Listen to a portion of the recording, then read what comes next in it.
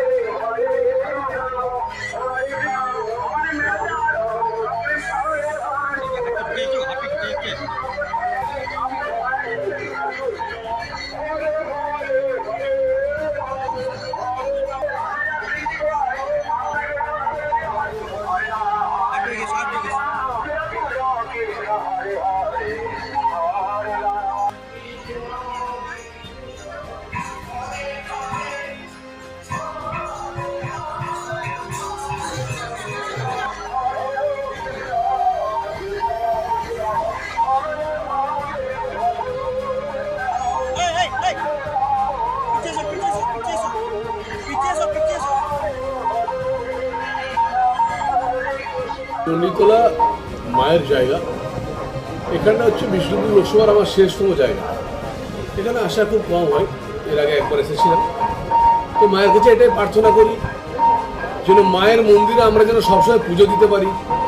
বাংলাদেশে যেভাবে সনাতনীদের উপরে মা কালীর মন্দির যেভাবে থাকছে না, যেভাবে 32% থেকে 7% আমরা চলে এসেছি, এই মায়ের মন্দির যেন সারা জীবন অক্ষত থাকে এবং এই মায়ের মন্দির যেন আরও অনেক বড় হয়, মায়ের আশীর্বাদ আমরা পাই। মাকে ভালো থাকলেই তো আমরা ভালো থাকবো, আর যদি মায় কষ্টে থাকে তাহলে আমরা ভালো থাকবো না। সেটাই মায়ের কাছে প্রার্থনা করতেছি যাতে আমরা টোটাল পশ্চিমবঙ্গবাসী ভালো থাকি। মানুষের কেমন সাড়া পাচ্ছে? দেখুন, মানুষ একটা কথা আপনাকে বলি, এইবার রাজ্যে পুরোপুরিভাবে মানুষ তৈরি। কারণ একটা কথা সত্যি কথা, যে সনাতনীদের উপরে যে অত্যাচার হয়েছে সেটার জন্য সনাতনীরা সব একতাবদ্ধ হয়েছে। 2019-এ আপনার হয়ে যে প্রচার করেছিল, আজ তিনি আপনার প্রতিদ্বন্দ্বী। জীবন বড় বৈচিত্র্যময়, কে কখন কোথায় থেকে আমরা কেউ জানি না।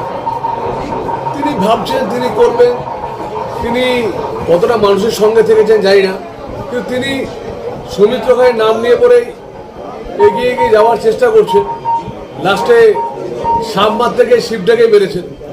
তিনি তার মতো করে করছেন, আমার নতুন করে কিছু বলা নেই। তবে একটা কথা বলবো, এটা কোনো ব্যক্তি লড়াই নয়, তৃণমূল কংগ্রেস ভার্সেস ভারতকে শক্তিশালী করার লড়াই। আমরা ভারতবর্ষের শক্তিশালীর পক্ষে, আর উনি দাঁড়িয়েছেন একটা চোরদের দলের পক্ষে, তাই তার সম্পর্কে আমার নতুন কিছু বলা নেই। তিনি 100-100 জেতার আশাবাদী করছেন বিষ্ণুপুর লোকসভা কেন্দ্র থেকে।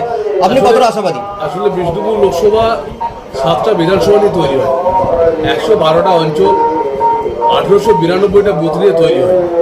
তাই কোনো জায়গায় 4-5টা অঞ্চলের তৃণমূল কংগ্রেস শক্তিশালী দেখলেও বাকি 90টা অঞ্চলে তৃণমূল কংগ্রেস কি আছে সেটা কি উনি জানেন? কে কতটা 100%, কে কতটা মাইনাস, সেটা মানুষ আগামী 4 জুন সে রেজাল্ট বেরোবে। আগের থেকে বেশি কিছু বলবো না। আশা ভালো, লোক ভালো, বেশি লোক ভালো নয়। যে প্রকল্প উন্নয়ন করছেন তাতে তারা এখনই জিতে আছেন। আমি এটুকু বলতে পারি, 17 কোটি টাকা এবার সমস্ত এমপি ল্যান্ডদের দেওয়া হয়েছিল, মাত্র 17 কোটি টাকা।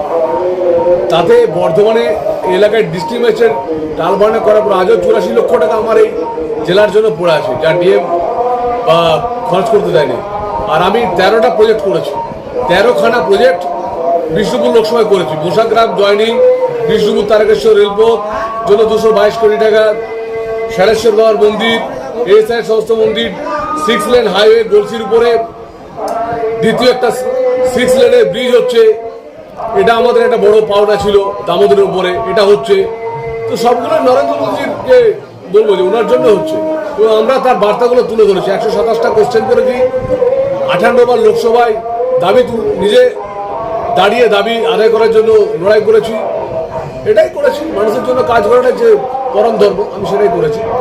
ফল ঘোষণা হওয়ার পর যদি দেখা যায় তৃণমূল প্রার্থী জয়লাভ করেছে, আপনি কি শুভেচ্ছা জানাবেন? আমি একটা কথা বলি, যেটা প্রশ্ন তৃণমূল কংগ্রেসের অন্য কোনো প্রার্থী হলে তাও রাজনৈতিক লড়াই হতো, এটা কলতলায় ঝগড়া করার মতো একটা প্রার্থী দাঁড় করিয়েছে।